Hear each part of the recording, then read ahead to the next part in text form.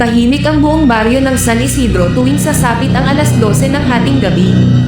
Walang aso ang tumatahol, walang kuliglig na humuhuni, parang mismong hangin ay natatakot gumalaw. Sa dulo ng baryo, nakatayo ang isang lumang paaralan na matagal nang inabandona. Sirang bintana, gumuguhong pader, at pintuang kahoy na tila unti-unting kinakain ng panahon.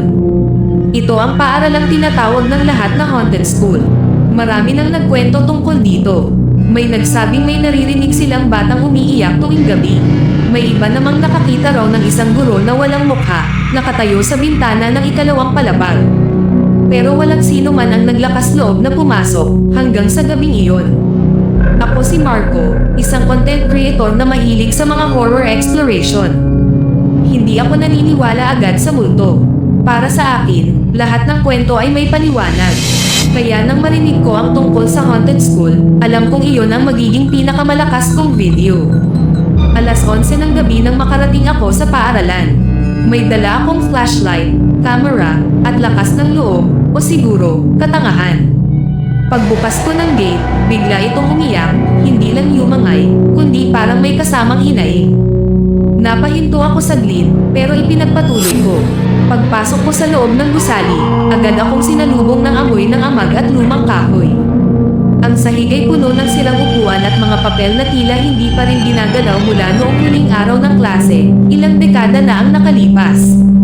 Habang naglalakad ako sa hallway, biglang kumislap ang flashlight.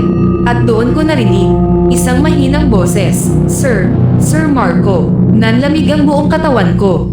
Walang signal ang cellphone ko. Walang hangin. Walang ibang tao. Pero malinaw kong narinig ang boses, parang bata. Pilit kong nilunok ang takot at tinanong, "Hello? May tao ba dyan?" Walang sagot, pero biglang may tumakbong bata sa dulo ng hallway. Kamera muna bago takbo, iyon ang naisip ko. Sinundan ko siya hanggang sa isang silid-aralan. Bukas ang pinto. Pagpasok ko, biglang sumara ito ng malakas. Bang! Nagsimulang magkalat ang mga upuan, gumagalaw mag-isa. Ang pisara ay biglang nagsulat, kahit walang kamay. Hindi ka dapat narito. Nanginginig na ang kamay ko habang kinukunan ang lahat. Biglang bumaba ang temperatura, kitang-kita ko ang sariling hininga.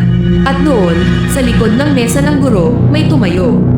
Isang babae, mahaba ang buhok, suot ang lumang uniforme ng guro. Dahan-dahan siyang lumingon. Wala siyang mata.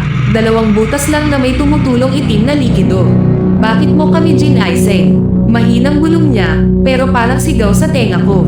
Biglang namatay ang flashlight. Sa dilim, narinig ko ang maraming yabag. Mga bata, tumatawa, umiiyak, sumisigaw. "Sir, sabay-sabay na po tayong mag-aral." Naramdaman kong may humawak sa pako. Isa pa sa braso, isa sa likod. Nang muling umilo ang flashlight, napapalibutan na ako ng mga bata, mapatla, sugatan, at basang-basa ang mga mata ng dugo.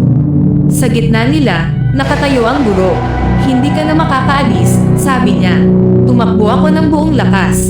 Hindi ko na alam kung paano ko nahanap ang labasan. Paglabas ko ng gate, bigla akong natambak at nawalan ng malay. Kinabukasan, natagpuan ako ng mga taga-baryo sa labas ng paaralan. Buhay, pero may kakaiba. Sa video na nasa camera ko, malinaw na malinaw ang lahat. Ang mga bata, ang guro, ang mga boses, at sa huling frame ng video, bago ito mag-black screen, may nakasulat sa pisara. "Babalik ka." Mula noon, gabi-gabi, alas 12, may naririnig akong mga yabag sa labas ng bahay ko. May kumakatok sa bintana, at minsan, sa salamin, nakikita ko ang sarili ko, nakasuot ng uniforme ng guro.